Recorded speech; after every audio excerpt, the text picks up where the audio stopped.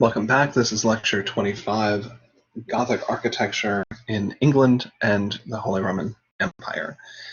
So a couple things to be aware of stylistically. We're going to be trying to concentrate on the differences between the Gothic style in England as opposed to France in particular. So be looking for the interior decoration to be truly different and look specifically for the emergence of what is known as the perpendicular style.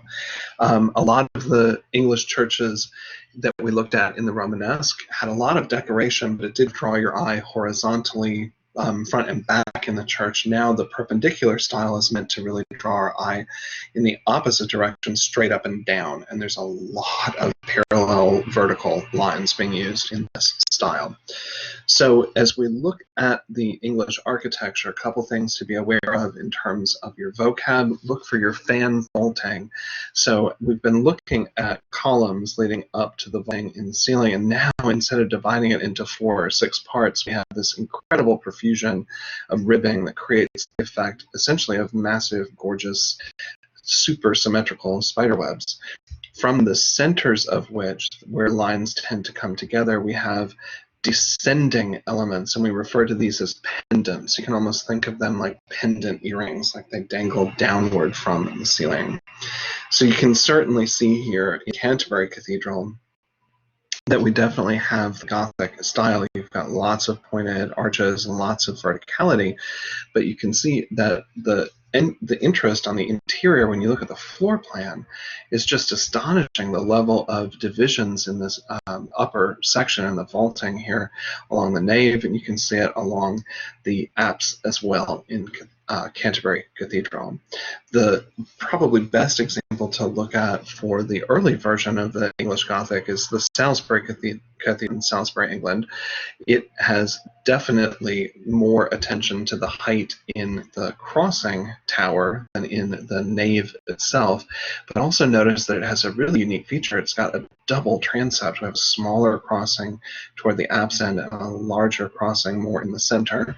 In true British style, though, of course, it does have its attached cloister, so the exterior building architecture should be very easy for you to recognize as well. The main feature set to help you tell it apart from other churches: tall pointed tower over the main crossing. We have that double transept, incredibly decorated webbing, ribbed vaults. They are essentially quadripartite vaults in the main part of the nave. And we definitely have pointed arches as well. A 3-part elevation here: nave, arcade, triforium, and clerestory. Let's take a look at the interior. A different view.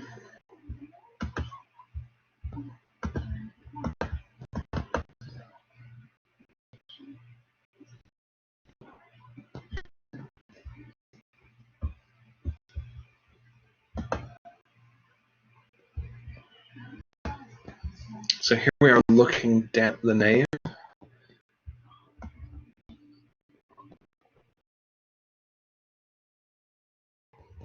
And then look at this elaborate webbing that's beginning to happen here.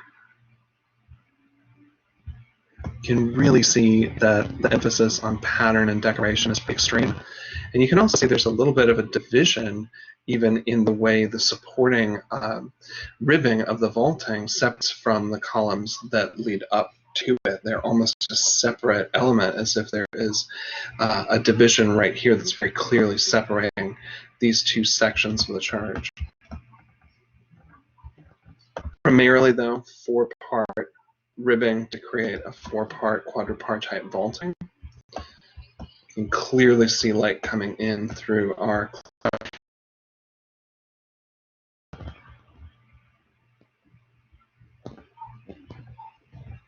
we can see the nave arcade really does kind of separate. It's set a little forward from the upper level, set a little further back. So there are some divisions along the horizontal aspect of the church as well.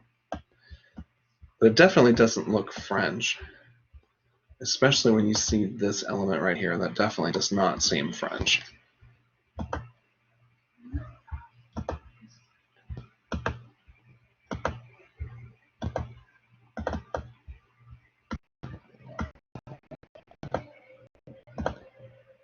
Gloucester Cathedral, you can also see in the extreme attention that's being paid to the verticality on the tower as opposed to the nave area of the church itself. But the most impressive aspect, I think, that you'll enjoy is the fan vaulting. This is Gloucester Cathedral, a true example of perpendicular style. Doesn't that look like it was spun by a spider as opposed to carved stone and masonry work by the hands of a human being? You can also see the perpendicular style here in the window. All of this glass feels like one enormous single panel that takes up the entirety of the vertical aspect of the wall. It's just astonishing accomplishment in architecture. Not to be outdone, here's King's College Chapel in Cambridge. That vaulting is designed by John Westrel, and you can see that it seems to spring almost like fingers, but there are dozens of lines crisscrossing the surface to create this incredibly beautiful and intricate webbing. You definitely would not have a problem telling an English cathedral apart from a French cathedral at all. This is a pretty impressive building. This is Westminster Abbey, which has additions and supporting buildings all combined together in a kind of British style. There's our cloister that we're used to seeing. This is the frontage on this northern side. We can see here, though, that at the apse end of the Abbey Church is another addition of yet another rounded end. This is known as the Chapel of Henry VII, sometimes called the Lady Chapel. It has some of the most elaborate fan vaulting ever created in British style. So features to look for in recognizing Westminster: two towers at the west end, kind of a continuation in some ways of that Franco style that we saw from Lombardy. Very elaborate portal at the transept. That's this element right here. The most definitely outstanding feature, though, on the interior is in the chapel at the very end of the apsidal section. That's the Chapel of Henry VII, which has this incredible fan vaulting. The nave elevation on the interior is typical Gothic three-level nave arcade triforium clerestory.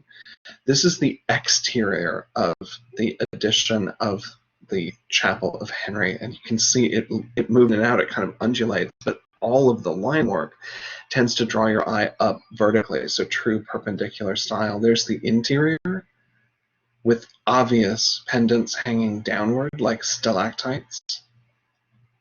And there's a shot looking straight up. It's just glorious and beautiful to look at, and very un-French, very, very decorative style.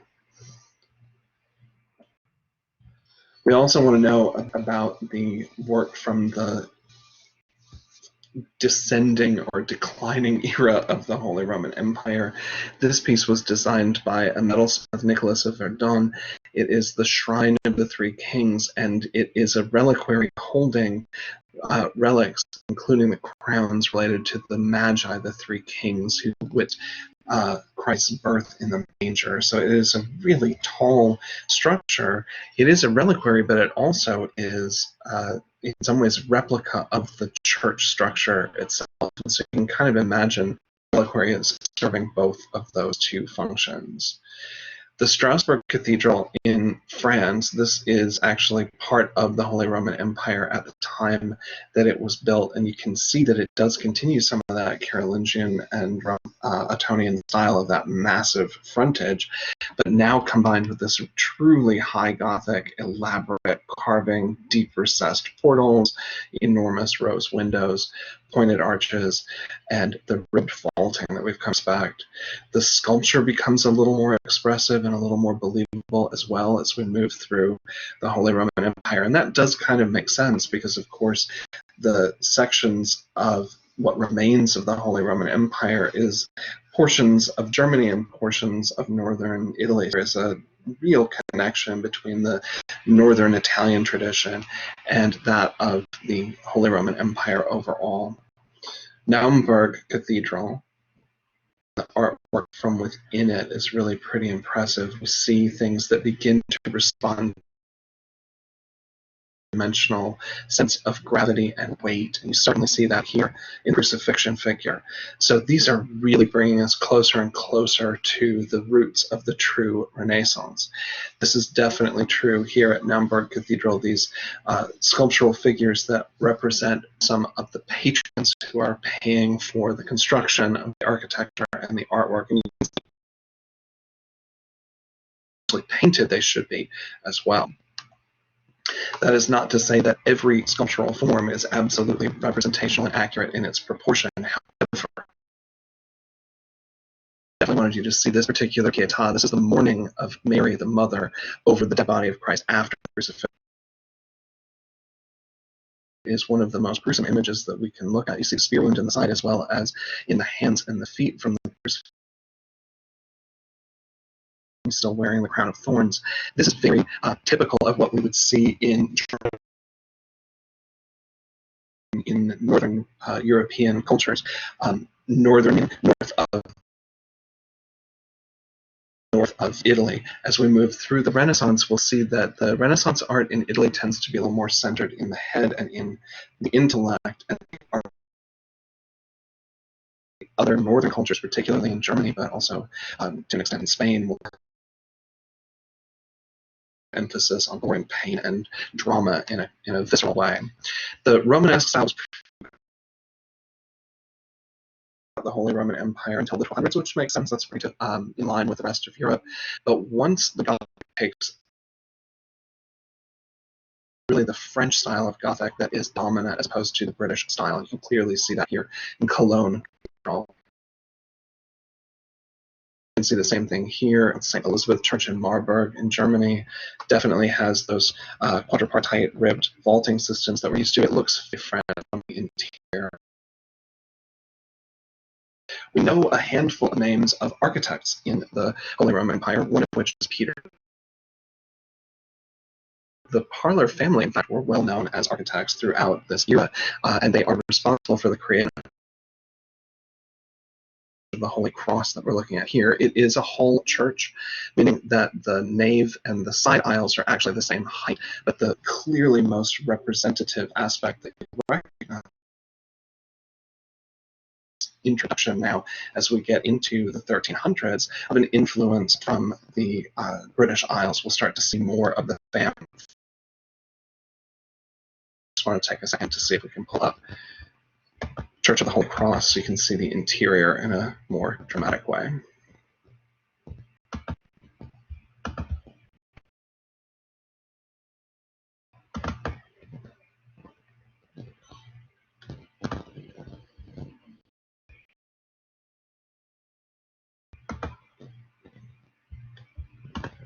Okay, here we are in Germany, witnessing an influence of England. Wow.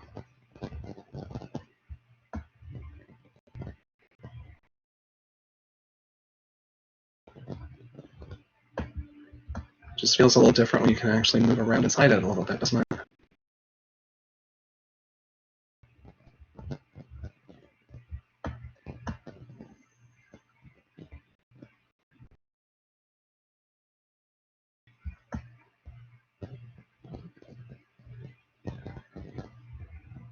And here you can clearly see that the side aisles are the same height as the nave. This essentially is our nave arcade.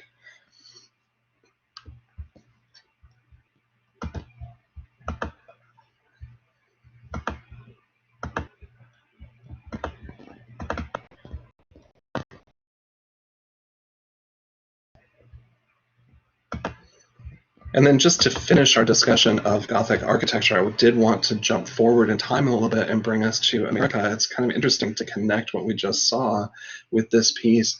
This is the work of Richard Upjohn, who's an American architect. This is Trinity Church in New York City, which was completed in 1846. So we've taken a huge jump forward in time and we've crossed the ocean and come to America. But I wanted you to see that these styles and ideas that we've been talking about have a massive impact on the culture that you live in. In fact, the Gothic revival is the name we give to this style of architecture of the early to the mid 1800s, in which architects were intentionally trying to revive the techniques and ideas and styles of the past. We certainly see that here at Trinity Church. You can see that in the work of James Renwick. Renwick did an enormous number of Gothic style churches. He did Grace Church here in New York City, which he designed at the age of 24, which is astonishing to me. He's also responsible for St. Patrick's Cathedral in New York City, which looks like it takes on that flamboyant style that we saw in France as well. So even though it may seem like you've looked at a lot of churches from the ancient past, you're also looking at the very objects that have influenced the culture that you live in to this day.